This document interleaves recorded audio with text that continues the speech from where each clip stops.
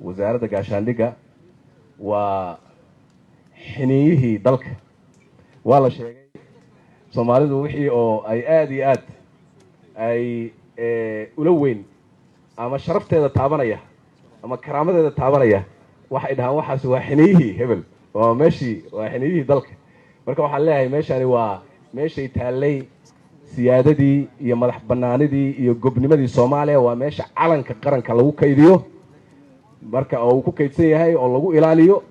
marka waa wasaaraddu gaarka ah iyo sharaftaas ayay leedahay.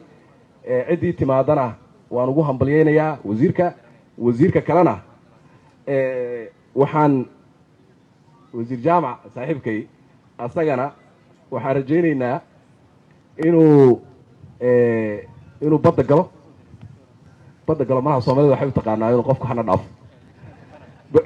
badda galo macnaheedu waxaa weeyaan ula jeedaa waxaan arki doonaa meel dhow insha Allah asagoo doon saaran, asagoo dekada dhisaaya, asaga oo kalluunkeenna oo aan ka faa'iideysan doono oo khayraadka ugu badan meesha ku jira tahay runtii. asaga oo caalamka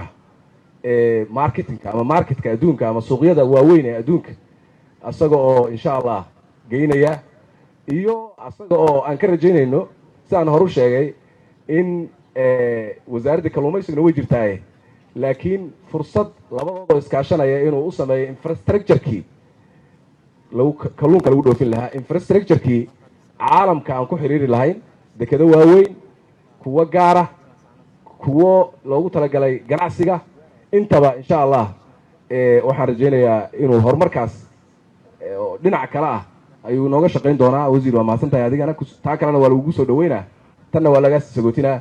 aad baad u mahadsantihiin. asalaamu calaykum waraxmatullahi wabarakaatu.